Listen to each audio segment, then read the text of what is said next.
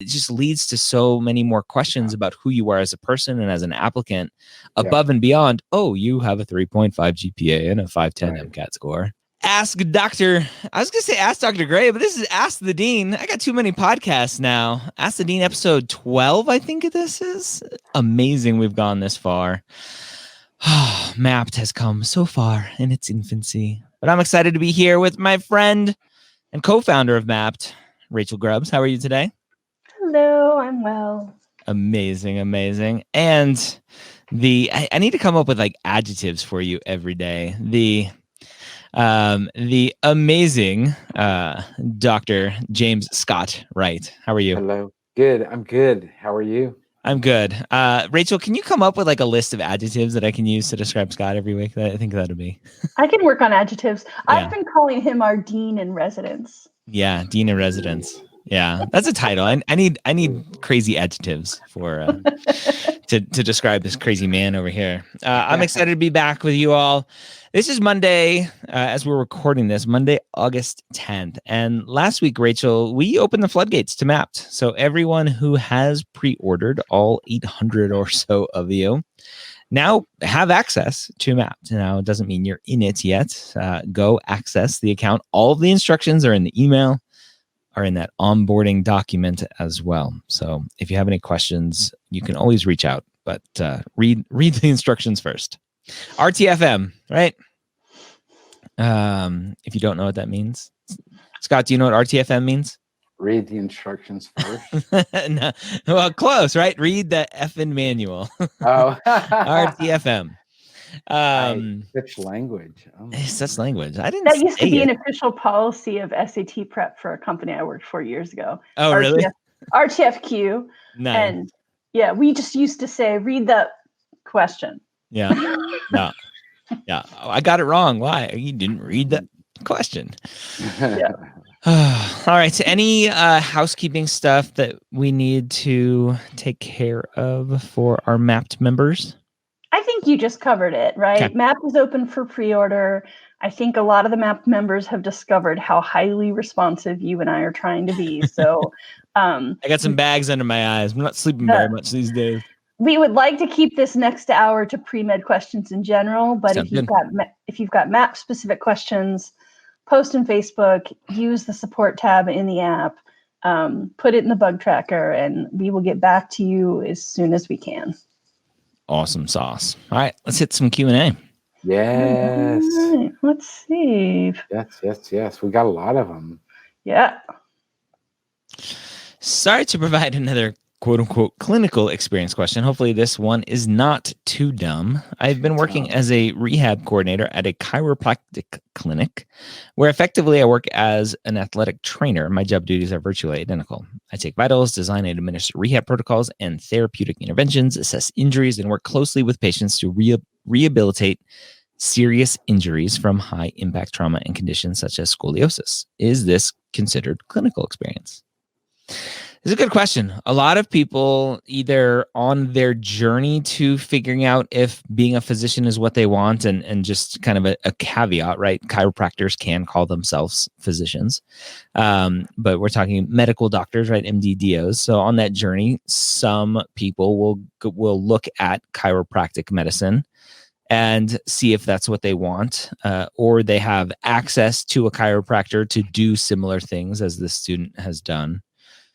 From an admissions committee standpoint, Scott, is it looked down upon to go, ooh, like a chiropractor? Like, how serious are you about medicine if you were hanging out with the chiropractor? Right? Well, again, another little caveat. There is some like sharks and jets kind of between medicine and chiropractic medicine. Oh yeah. Well, I think as with a lot of different things, I think it depends on the admissions committee and the individual members of the admissions committee as to how they will view that experience. I think to the question itself, yes, I would consider that clinical. Yep. And but I think that you do, as an applicant, I think you do have to be clear that this was an experience that you had that really reflect on it and help the admissions committee to understand that you are really looking for, that you were really getting a lot out of it, and that is meaningful, and how you talk about it. But yes, I think, there will be admissions committee members who will look at that and kind of frown upon it or whatever. But I guarantee you that there are other admissions committee members who actually go to a chiropractor themselves. Of course. Oh yeah. And who, don't have any problem with that as an activity that could be very beneficial. So I don't, I just think that if that's your only clinical experience, then I think it could be problematic. But I think added to everything else that hopefully you're doing, that it sounds good to me. Yeah, and I'm glad you added that on the end. I was waiting for that, and I was going to pounce on it if you didn't bring it up, right? If it's your only, and I would potentially even say, and if it's your main clinical experience, there are some questions, right? If you spent so much time doing that, knowing that medicine really isn't that, why did you continue doing that? And obviously it's a job and you made money, but you could potentially find a job and make money somewhere else that may potentially give you a little bit more access to what treating patients in a hospital would be like, and more interaction with physicians. So that's the only extra caveat I would put on it. But it's definitely a clinical experience. The question is, are they going to like it or not? And it depends. Yeah. Right. Somebody like my wife, right, who's a neurologist, who has seen tons and tons of patients post chiropractic care who have had strokes because of the manipulation to their neck, and yet chiropractors refuse to, at least bad chiropractors refuse to acknowledge that stroking out is a vertebral dissection is a risk of having your neck manipulated.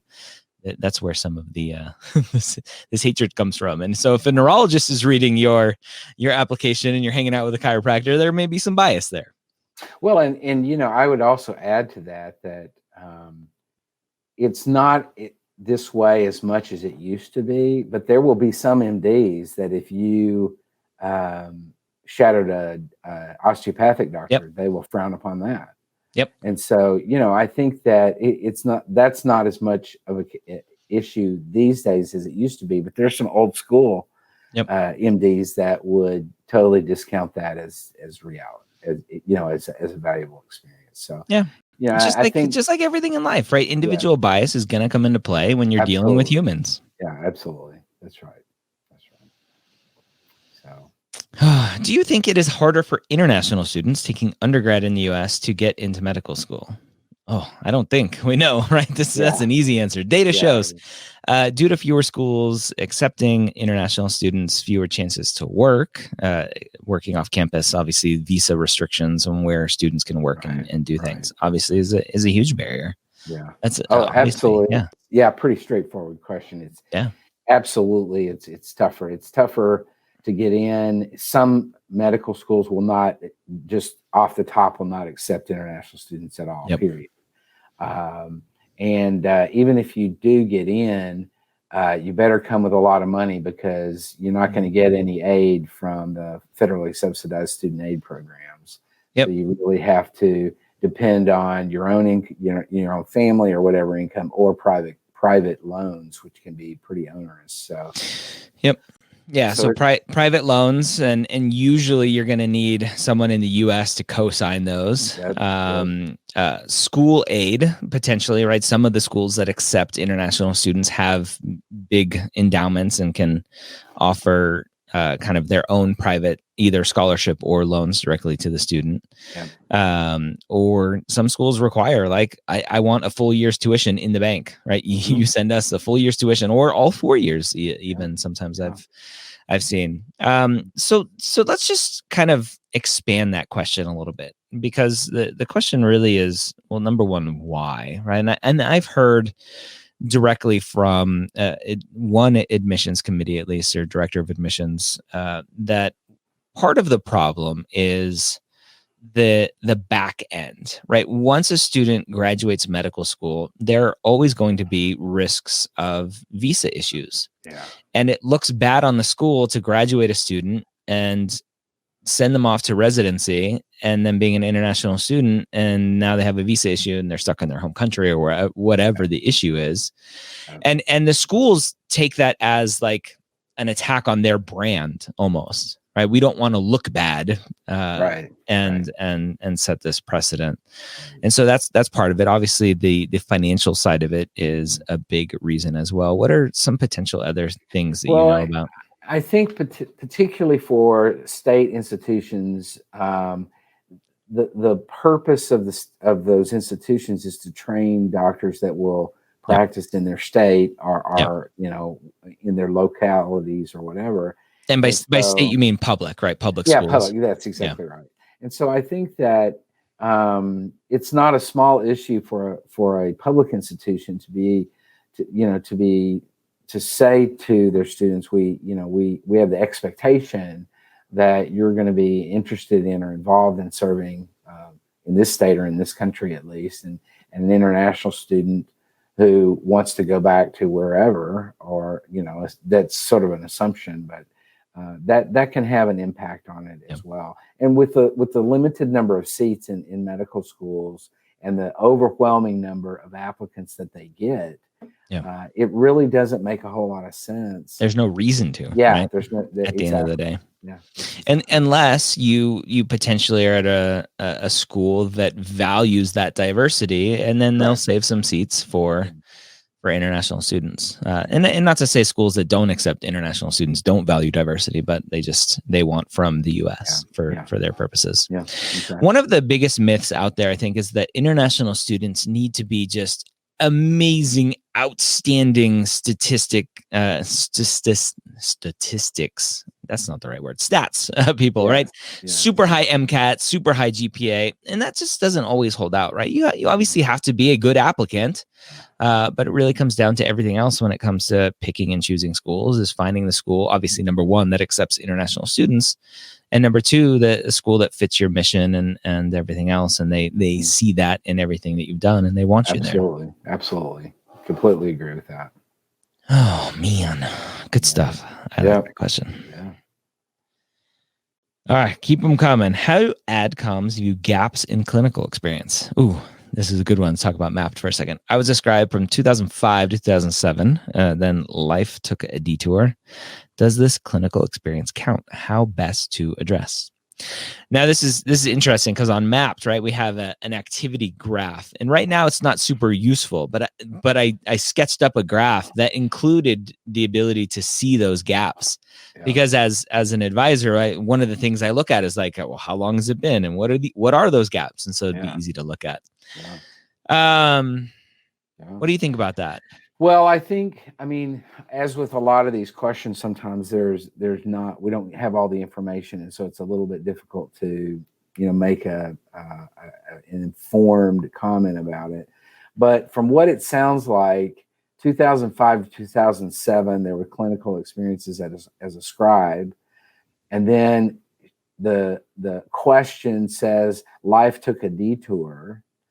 And so my question is that the only clinical experience that you have is from a decade ago? And if that's true, then absolutely it's going to be a problem. I think that medical school admissions committees want to see current stuff going on, and you definitely can talk about life taking a detour and what that meant and what impact that had, and et cetera. But to say that, to come to an admissions committee and say, well, I really want to go to medical school, but I haven't had any experience in 12 years, that can be a problem. And so I think definitely having more recent experience than that is going to be important in my view.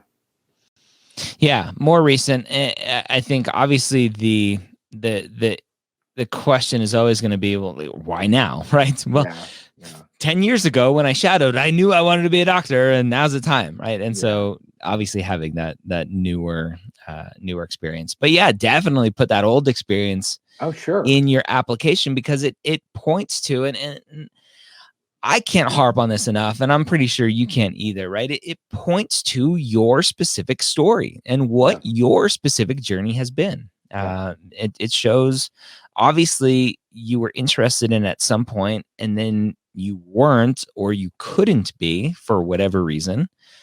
And now you're back, and that's awesome. You're back. Congratulations. What happened in the interim? What's bringing you back now? It just leads to so many more questions about who you are as a person and as an applicant, above and beyond, oh, you have a 3.5 GPA and a 510 MCAT score. Right. Those stories are important. Yeah, absolutely. Absolutely. Is it advised to not retake a C or a C+ in general bio, even if it's been about 4 years out from taking the bio class and I remember little, and I'm transitioning from another career, or take upper division classes and try to self-study for the MCAT bio section? Okay, let me look at this again. Can you leave that up for a second? Is it advised to not retake a C or a C+ in general bio 4 years ago from bio? And I remember little. That's the key part for me. Yeah, that's a big. So that's an issue. Yeah. I definitely think that this is complicated with it being 4 years out, and I don't know about this issue. I think that upper level bio classes are great, and I wonder, however, if you're taking microbiology, or you're taking physiology of some kind, or cell biology, or genetics, how able you're going to be at that if you did poorly in bio originally and you don't even remember any of that. I question how well you're going to be able to do in those upper division classes. Yep. So,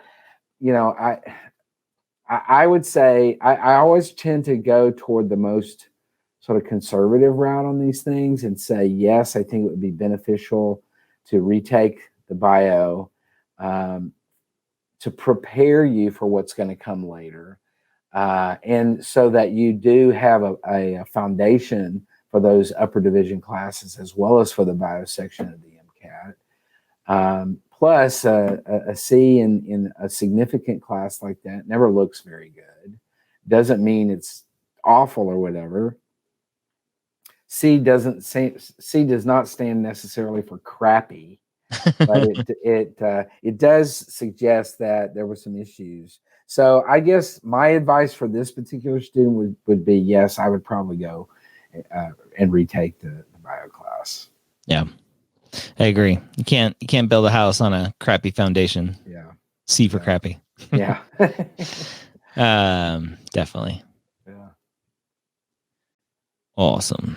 Do you have any suggestions or perspective on obtaining clinical and research experience in the remote learning environment? Many of the more recent experiences were curtailed and won't likely resume prior to the next application cycle. Yeah, we've talked about this a ton. Everyone is really screwed in this situation. It's just a matter of making lots of phone calls and seeing if there's physicians out there allowing students to shadow.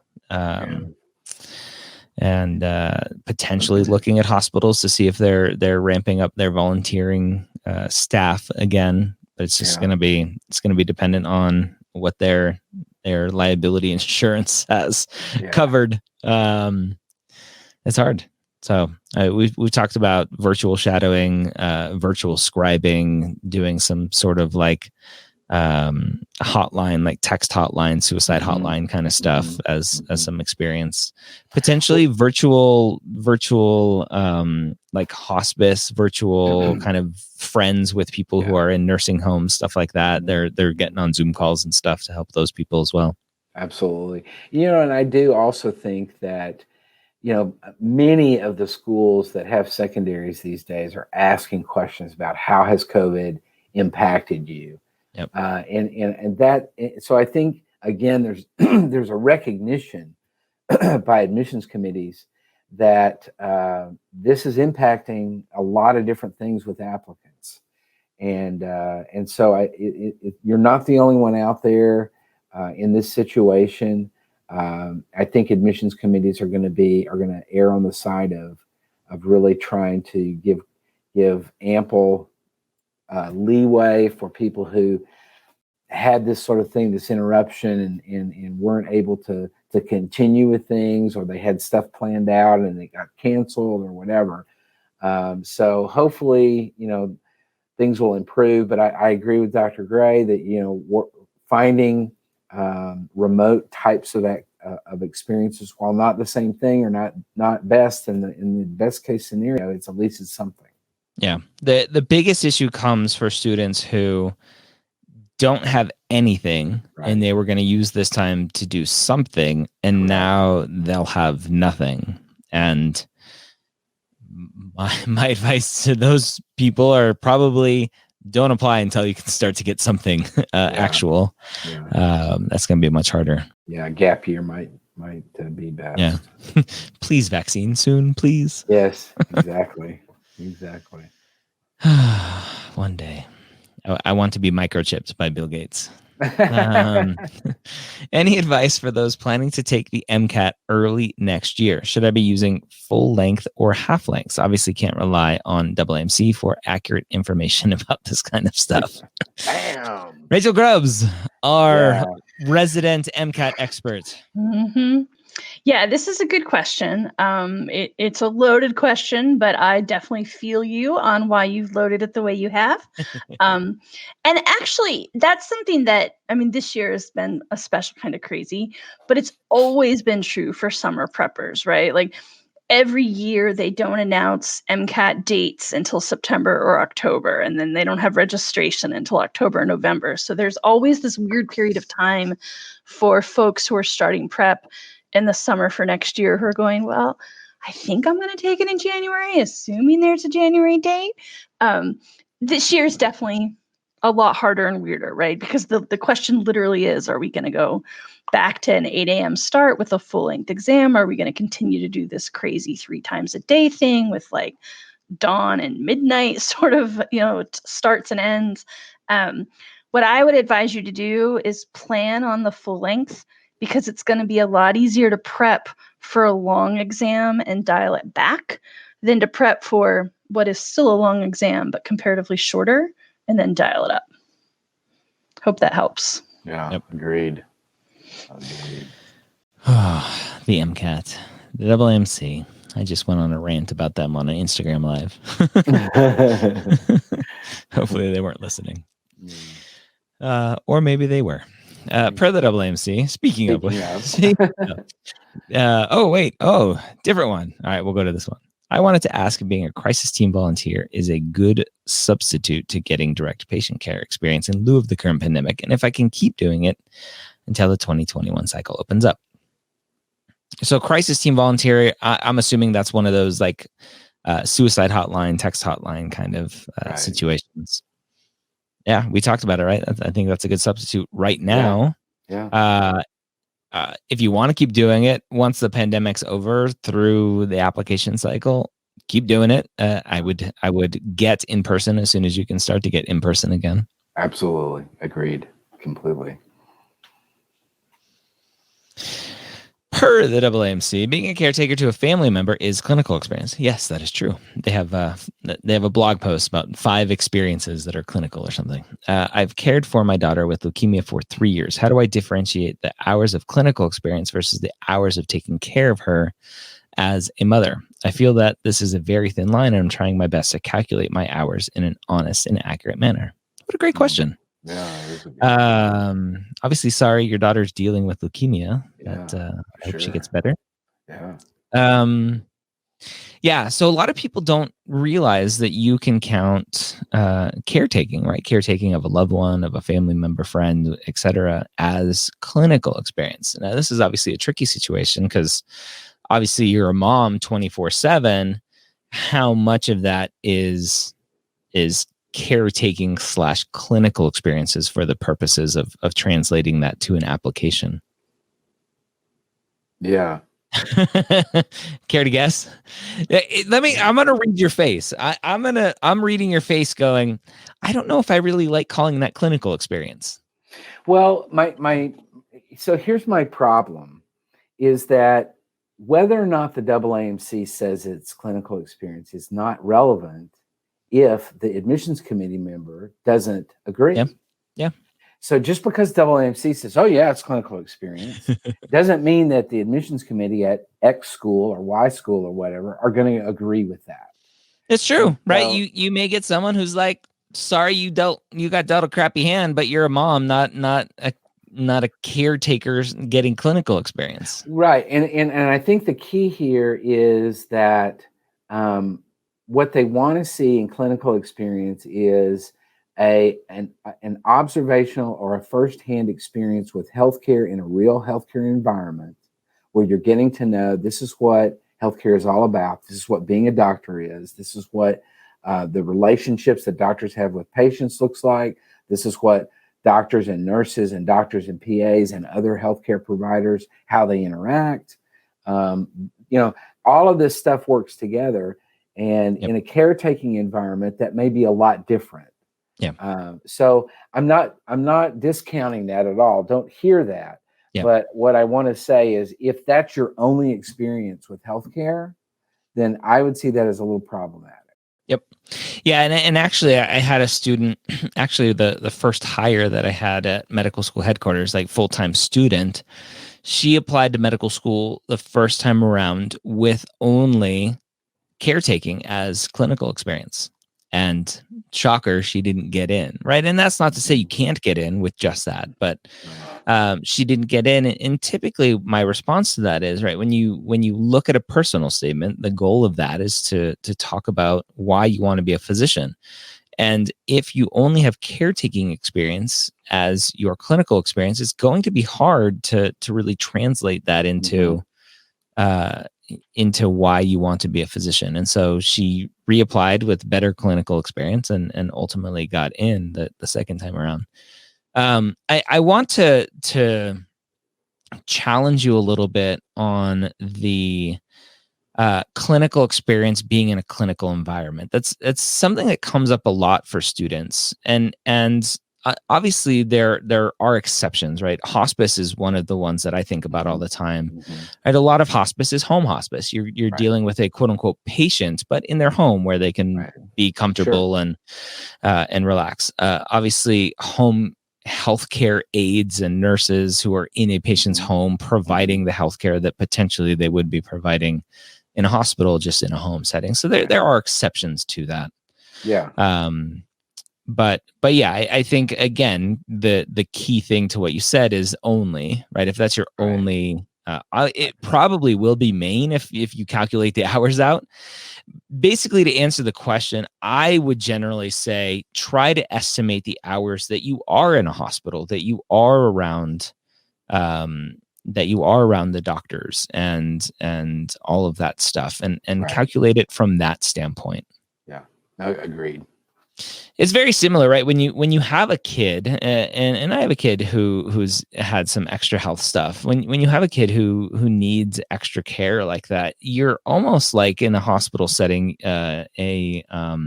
a child life specialist, right? Who is in the hospital, going room to room, and really just being there for the family, comforting them, comforting the kids, making their experience as calm and peaceful as possible and as normal as possible. Yeah, that's kind of what you're doing in this situation as a parent to a kid who needs some extra care. Right. That's right. Oh man. All right. Do neuroscience classes count for postbac program? Do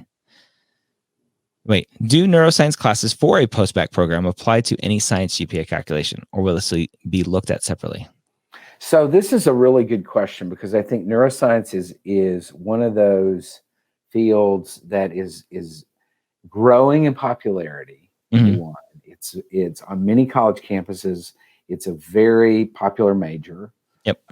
Very popular. And what I would say in my experience is that some neuroscience classes can count as biology and some cannot. Yep.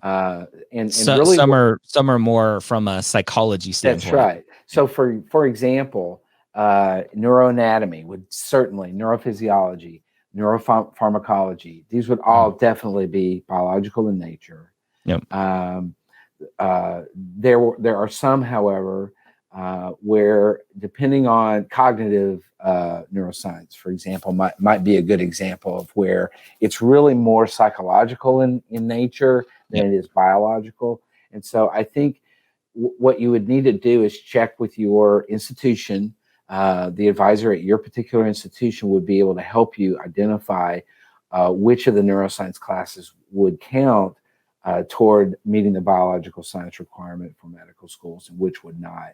I actually really love neuroscience in terms of classes in neuroscience, and particularly those students that are majoring in neuroscience. I like it because it's got this sort of broadness and this the different types of subject matter that are involved in the courses, I think, are very exciting, and that's what leads a lot of students into that field, into studying neuroscience. And so I love neuroscience as an option for students, and I certainly think a lot of those classes are definitely biological. So absolutely. Yeah, I think, and obviously you can probably speak to this really well because of the team at TMDSAS who's actually going out and looking at the syllabi and descriptions and really making those determinations, the adjudication of is the science, is it not? To teach a student to do that is really just looking at that, right? Looking at the syllabus, looking at the description. Is it more from the psychology standpoint where it's more behavioral science, which for most are not considered a science GPA, or is it more along the biology, chemistry, physiology standpoint, which is better? Yeah, exactly, absolutely. Yep. And I think students can make that determination, and I know particularly with TMDSAS, it's students, if the course is deemed to be not science, and therefore not included in the BCPM GPA, then students can appeal that, and they can say, here's why I think you're wrong. And here's this syllabus, and here's this book, and blah blah blah, and everything. Doesn't mean that'll fly and that they'll change their mind, but you can always make that effort, and there are times when that would happen. So absolutely. Yep. I'm glad Rachel's back. I joked in a private chat that she was fired and then she left. Now she's back. All right. That was just a weird internet hiccup right after I saw your joke. Let's see. And we've actually got an MCAT question, so it works out well that I'm on screen for a sec. I'm kind of on screen. I'm being hidden by the big comment. Okay. Due to COVID, my MCAT was pushed back like many others. However, I graduated in December 2019. Now I'm looking at taking the MCAT next year due to the lack of time to study this summer. Do you recommend anything unique to those who are a couple years out from undergrad studying versus those who are traditional or straight out of school? I'm slightly nervous about the time gap and loss of knowledge. Yeah, it's hard, right? I mean, one thing that I hear every year from so-called traditional students is, well, it's spring of my junior year and general chemistry was 2.5 years ago, and I don't remember it that well. So I don't want to dismiss your concern at all, but forgotten is forgotten, right? So whether it was last year and you forgot or 3.5 years ago and you forgot, this is a common thing. Somewhere, I'll see if I can find it and post it in the Facebook group. There's like this Venn diagram that's like everything I learned in school, everything I remember, right? And the overlap is so tiny. Yep. And then it's like everything on the MCAT, and there's so much else that's on the MCAT that you didn't even learn in school anyway. Yep. So that is kind of my longer way of saying, no, I don't think you need to do anything special. What I will say is, if you are out of school, then that might mean you have different obligations. So, everyone's situation is different. I try to not ever make assumptions, but it does seem to be more common that if someone's graduated from school, they're probably, having more serious bills to pay. And again, varies. But so what you might want to be thinking about is not so much how many years out of school I've been, but are you working 30 hours a week? Are you working and getting volunteer experience? What are your other obligations? And think about that in terms of when you're planning your MCAT prep, because MCAT preppers routinely underestimate how long they need to prep. Yeah. So think very honestly with yourself about your load, and don't be afraid to build in cushion. I always say, if you're in school, skip all finals weeks. Everyone has different holidays, different family cultures, but whatever the major obligations in your life, whether that's, the last week of December, or maybe it's the high holidays in the fall. Well, the high holidays whenever they happen to fall, which is right. That varies on the non-lunar calendar. Think about those things, and then build in a week of cushion for just straight up getting sick. Because even if you don't get COVID, people get the cold, get a flu. So that's what I would say is maybe a little bit more different. That if you're out of the studying groove, you need to really schedule your studying time like it's a part-time job.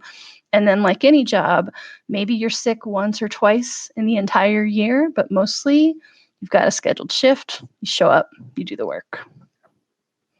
Yeah. Agreed. Show up and do the work. Mm-hmm. That's the motto, the pre-med motto. Yep. I like That's it. half the battle is showing up. It's half the battle. Is there an amount of hours or numbers of experiences you recommend for clinical experience? I've spent 350 hours working as a CNA in the summer of 2019 and just started volunteering at hospice and will accumulate about 100 hours by the time of my application. Do I need to find another clinical activity to be competitive?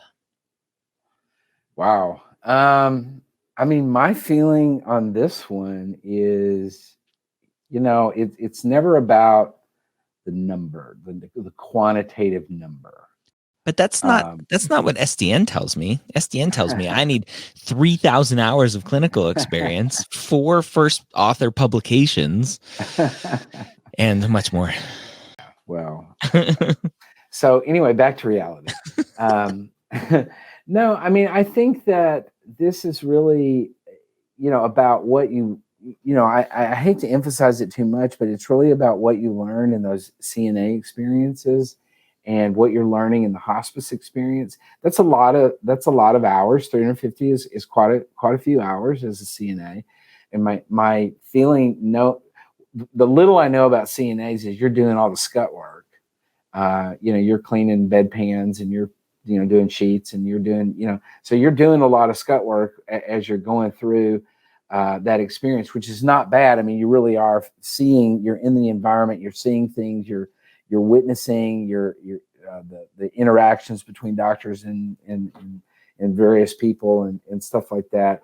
So, and then with the hospice, you're getting a whole different experience, and it's a much, much different level of experience there. So my feeling is that, this sounds like good stuff to me on the surface.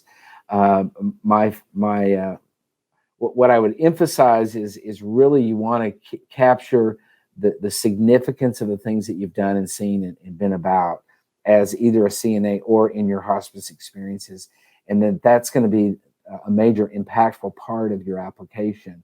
But I don't think on face value that seeking out something else with that many hours and stuff that you've done is really going to be that necessary. You've got a lot of stuff. There's going to be a lot of applicants that are going to come in with a hell of a lot less hours than those. Yep. And so I think you sound pretty good. What's the potential that I see here is, 350 hours in the summer of 2019. It looks like that.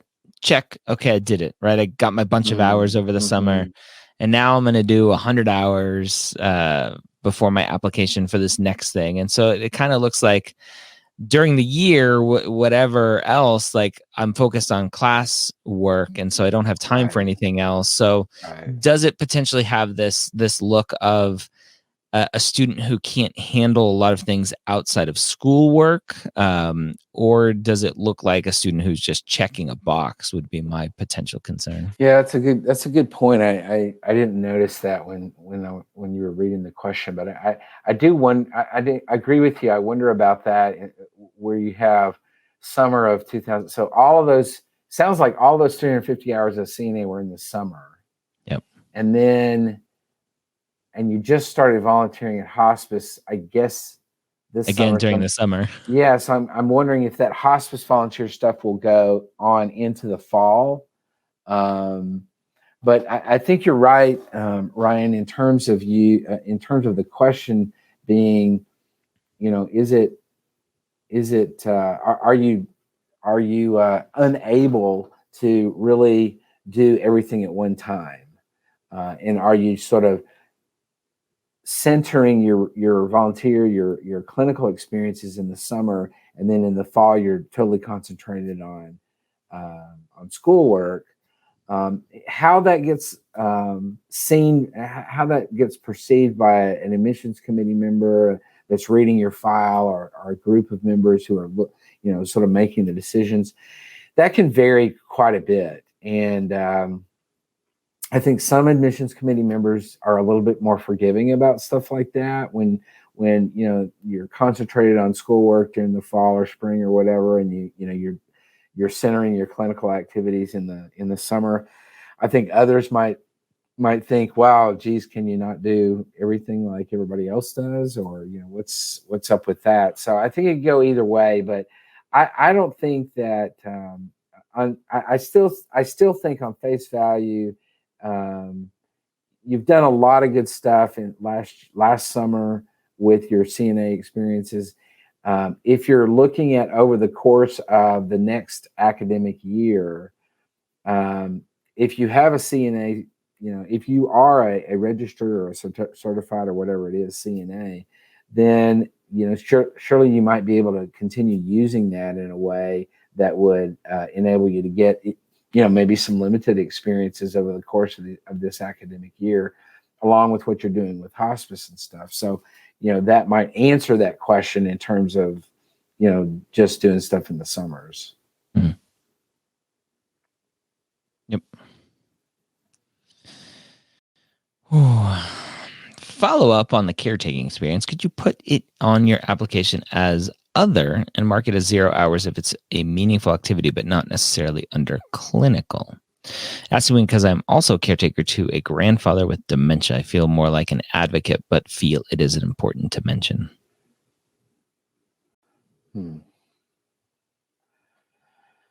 I mean, yeah, you can do that.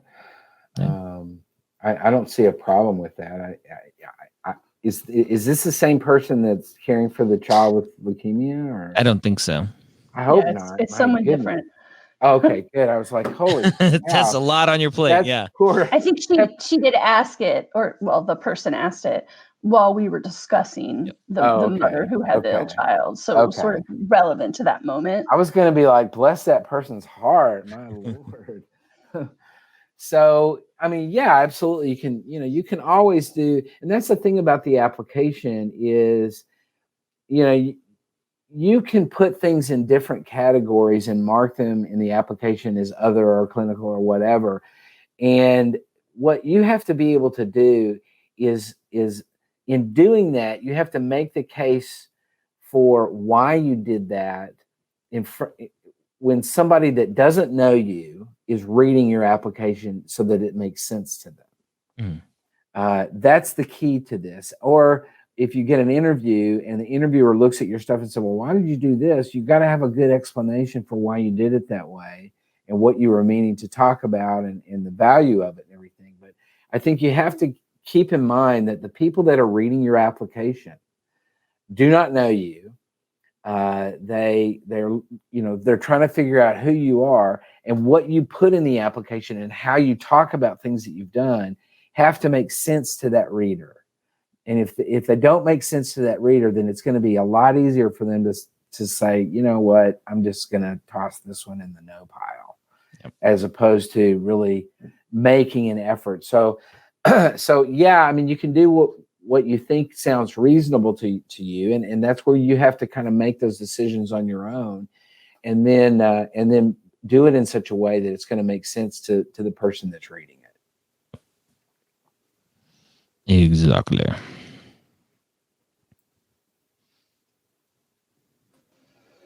We've hit our first popcorn popping lull. Nice. Oh, wow. All right. Yeah. So just a reminder for all of you who are using Mapped in Mapped, just activating your account in Mapped. If you add a school that doesn't have a course catalog, do not, because I think the bug is still there, do not go and add classes for that college if we do not have the course catalog. And usually you should get an error message. You'll get an email too saying that we don't have the course catalog to hang tight. The issue comes along when you just randomly add courses, and then we actually add the full course catalog, and then things aren't lined up, and we have to do a lot more work, and it slows down everything for everyone when you do that. So hang tight, add stuff to the clinical experiences, add your contacts, add your MCAT stuff, and then hang tight on the course catalog. We're moving fast as we can there. Question that popped up is, can a student enter grad school information into Mapped? Definitely. So in Mapped, and I'll share my screen here real quick. So in Mapped,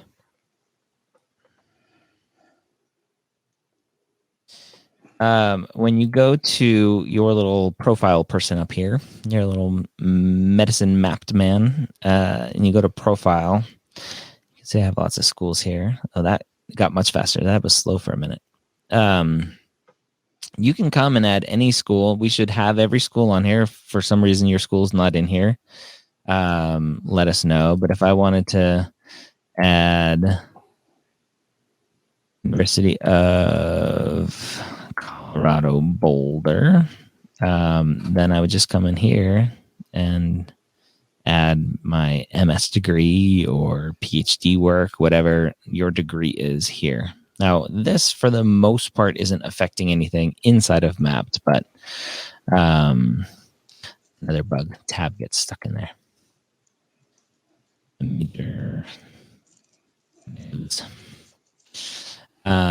So it adds it in there. We need to put kind of a UI feature, just putting the degree next to the dates, but you can definitely put your degree stuff in there.